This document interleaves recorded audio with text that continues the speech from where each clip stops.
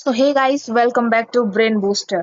तो आज हम देखने वाले हैं जेएनवी क्लास 9 की हिंदी की क्लास, जो कि है वर्ण विचार एवं वर्तनीय विवेक। तो चलिए हम आगे देखते हैं। तो ये है वर्ण विचार की परिभाषा, जो कि मुख से निकलने वाली ध्वनियां या स्वर्ण कहलाते हैं।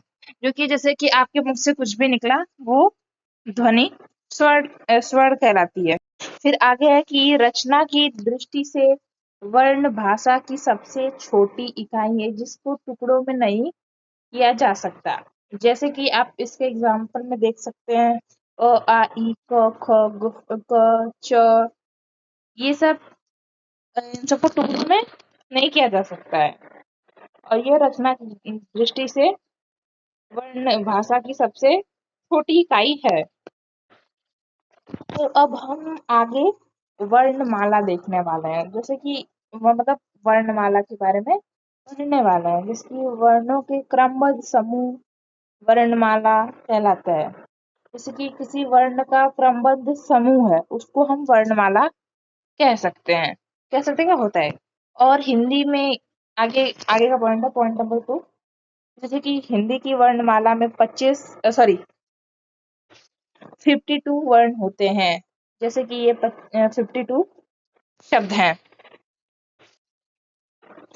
इन और तीसरा पॉइंट है, और कि जैसे कि ये जो वर्ण को दो भागों में विभाजित किया जा सकता है। जैसे कि इनको दो भागों में विभाजित कर दिया गया है, जो कि पहला होता है स्वर और दूसरा होता है व्यंजन। ये दोनों वर्णमाला के प्रकार हैं, जिसको कि अभी हम आगे देखने वाले हैं। चलिए हम वर्णमाला के प्रकार भी देख लेते हैं। जैसे कि जान तो गए कि दो प्रकार होते हैं, स्वर और व्यंजन।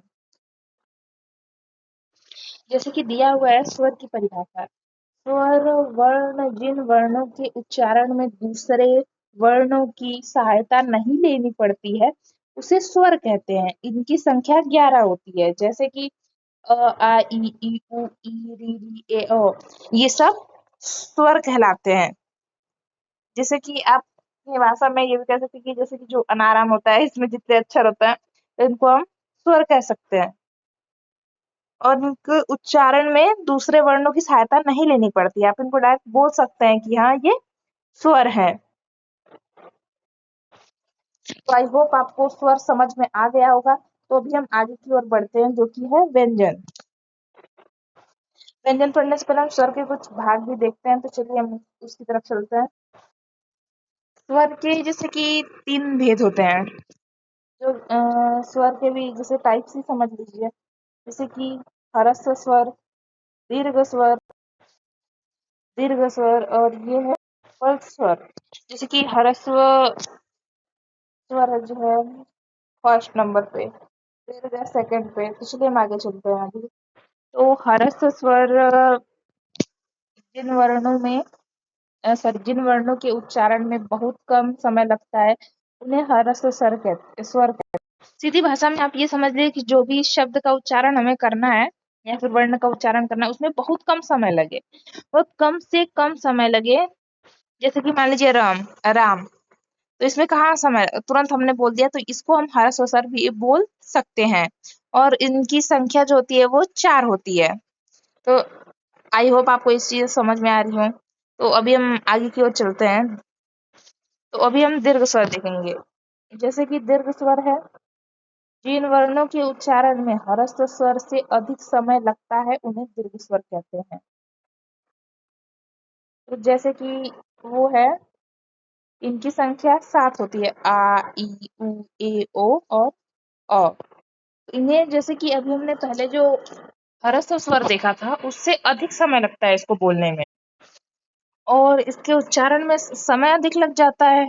जैसे आ ई उ ए, ज्यादा समय लग रहा है ना ह्रस्व स्वर से, तो इसमें बहुत अधिक समय लगता है। तो आप इसको ऐसे ही बोल सकते हैं कि जिस दीर्घ स्वर वो स्वर है, जिन वर्ण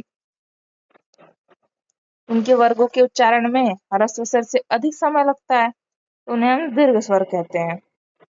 अब ये देखो, जिन वर्गों के उच्चारण में दीर्घ स्वर से अधिक समय लगता है, उन्हें प्लुत स्वर कहते हैं।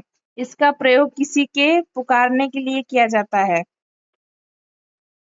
जैसे कि वो सर, जैसे कि हम किसी को पुकारने के लिए प्रयोग करते हैं, जैसे ये हो गया ओम राम या फिर आदि शब्द जो भी है, उनको हम बोल सकते हैं। तो आगे का ये है जो कि व्यंजन, अब फिर से हम व्यंजन पे आ चुके हैं।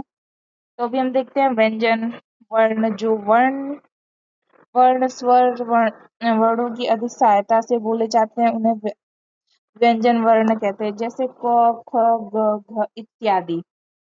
इसको फिर से एक बार हम देखते हैं, जो कि है व्यंजन वर्ण। जो वर्ण स्वर वर्ण की सहायता से बोले जाते हैं, उन्हें व्यंजन वर्ण कहते हैं।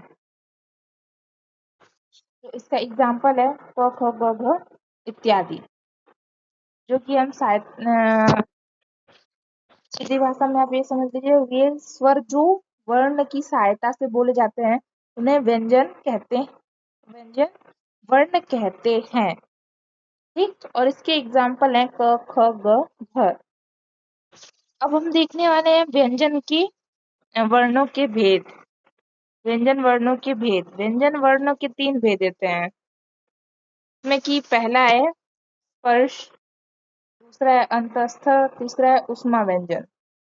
जैसे कि स्पर्श व्यंजन हम ऐसे समझ रहे हैं कि जिसको बोलने में स्पर्श हो हमारी जीवा, उसे स्पर्श व्यंजन कहते हैं। और व्यंजन के वर्णों के भेद स्पर्श 3 व्यंजन होते, स्पर्श रूप से 3 व्यंजन होते हैं। आप याद कर लीजिए कि 3 भेद होते हैं उसके सर। ठीक, पहला है स्पर्श व्यंजन। क से म तक 25 वर्णों को स्पर्श व्यंजन कहते हैं। इतना आप याद रखिए कि स्पर्श व्यंजन कहाँ से कहाँ तक होते हैं। अगर ऐसा कुछ होता है तो क से म तक, क ख ग घ यहाँ से लेके म तक 25 वर्ण को स्पर्श व्यंजन कहा जाता है। ठीक, तो ये आपको समझ में आया होगा कि स्पर्श व्यंजन इनको कहते हैं। जैसे क, ख, ग, घ, ये सब स्पर्श व्यंजन है। अब इसके बाद हम देखने वाले हैं अंतस्थ व्यंजन। ये व्यंजन सेकेंड नंबर पे है स्पर्श व्यंजन के बाद। इस व्यंजन का हम देखेंगे। तो चलिए अब हम अंतस्थ व्यंजन को देखते हैं। अंतस्थ व्यंजन है य, र, ल, व के अंतस्थ व्यंजन कहते हैं। जैसे कि सीधी भाषा में य आ गया, र आ गया, ल आ गया, व आ गया, तो हम अंतस्थ व्यंजन बोल सकते हैं, कहते हैं, और ये अंतस्थ व्यंजन होता है। ठीक, तो ये चीज आपको समझ में आई हो। अब तीसरे नंबर पे हम ऊष्मा व्यंजन को देखते हैं। जैसे ऊष्मा व्यंजन में ये है कि हम जैसे कि उसको बोलते हुए ऊष्मा उत्पन्न होती है, उसको हम ऊष्मा व्यंजन कहते हैं। जैसे कि ऊष्मा व्यंजन में दिया हुआ है श, को ऊष्मा व्यंजन कहते हैं। तो अभी आप बोलिए श। अगर आप देखेंगे तो उसमें से उत्पन्न बोलते वक्त ऊष्मा उत्पन्न हो रही है, इसे हम ऊष्मा व्यंजन कहते हैं। तो ये था उस व्यंजन स्वर के प्रकार। तो अभी आपको आपके लिए बस इतना ही। फिर उसके बाद बाकी का हम बाद में देखेंगे। तब तक के लिए आप ब्रेन बूस्टर को सब्सक्राइब करें और आप पूरी क्लास को अच्छे से देखें और अपने डाउट को कमेंट करें। तब तक के लिए इतना ही। फिर हम मिलते हैं नेक्स्ट वीडियो में। तब तक के लिए बाय बाय, और अपनी प्रैक्टिस को जारी रखें।